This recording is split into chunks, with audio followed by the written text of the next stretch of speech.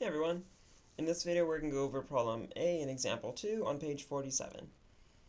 The directions in example 2 are pretty much the same as example 1, except this time we're using an x variable instead of theta, but really it's the same thing because x in this case is just representing our angle, just like theta was representing our angle. Okay, so remember the first thing we want to do when solving these is get a trig function. Well, the main objective, is to get the trig function equal to a value so that we can easily solve it. So when we have cosine x squared minus 1 equals 0, we want to get cosine by itself equal to some value. Notice that we have a minus 1 here, so we want to get rid of that 1, and cosine is squared, so we want to get a single cosine and get rid of the squared. The first thing we'll do is get rid of the 1. But before that, I'm going to actually change cosine into a variable, just like we did in the last problem, just to make it easier to solve, because we're more used to working with variables than we are with trig functions. So cosine, I'm going to replace with x. So we'll say that x is equal to cosine x.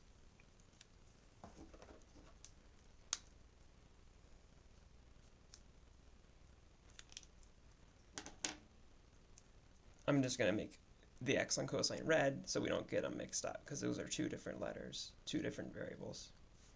This is an angle, and this is just what we're calling cosine x for the moment. Okay, so now I'm going to rewrite our equation using x for cosine.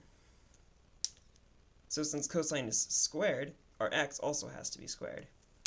So now we have x squared instead of cosine squared, just to make it easier to solve. Bring everything down, so minus 1 equals 0. Okay, so now we have just a relatively simple equation. X squared minus 1 equals 0. We've seen these before. So we just want to get x squared by itself. The first thing we want to do, get rid of the 1 here. So we can add 1 to both sides of our equation.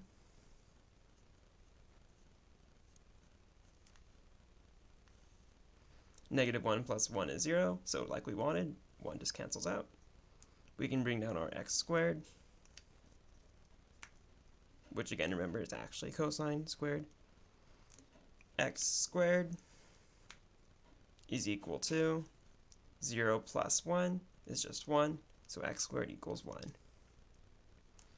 Okay, now we need to get a single x, because we have a squared, so we want to get rid of that squared.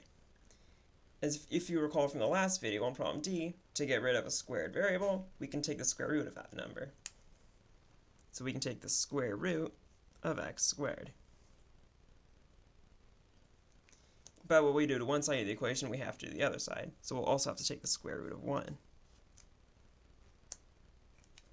And just like before, when we have a square root of a number, we want to look for pairs, because on the index of a square root, we have a 2. Remember that x squared can be written as x times x. We're looking for a pairs, we got one.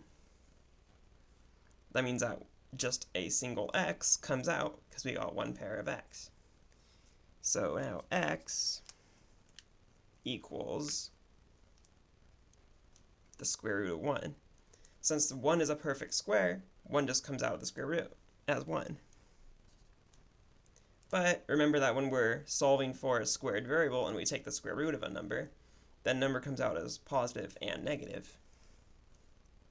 So x then equals positive and negative 1. Okay, so we're almost there. Remember that x is actually equal to cosine x. So now I'm going to go ahead and put cosine x back in for x. So we know that cosine x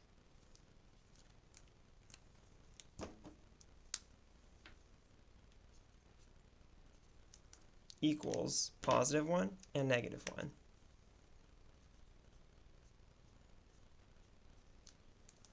Okay, now this is what we wanted, because now it looks just like the other problems we've been solving. We have a trig function and a value. So now we can just use the unit circle in order to find the answer. Because again, what this is asking us is, at what angle is cosine positive 1 at?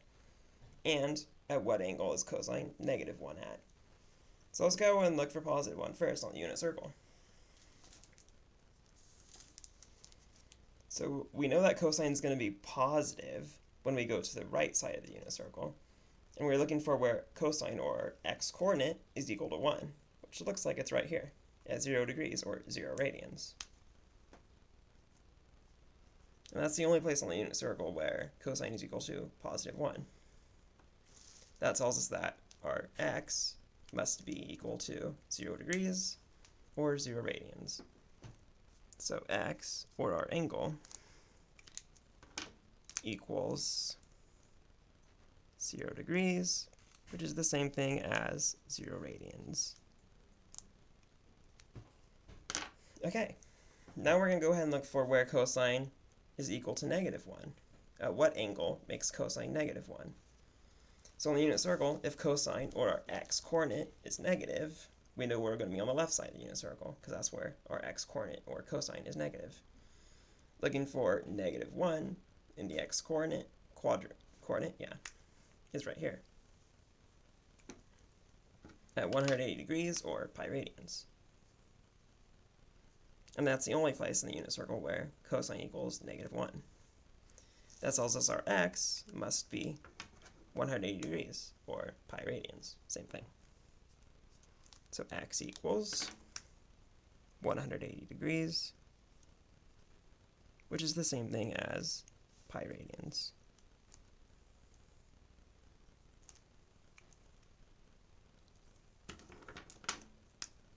So those are our two answers for x, or our angle. Because at 0 degrees, cosine equals positive 1, and at 180 degrees, or pi radians, cosine is equal to negative 1. Cool. So that's problem A. In the next video, I'll go over problem B in example 2. Until then, see ya.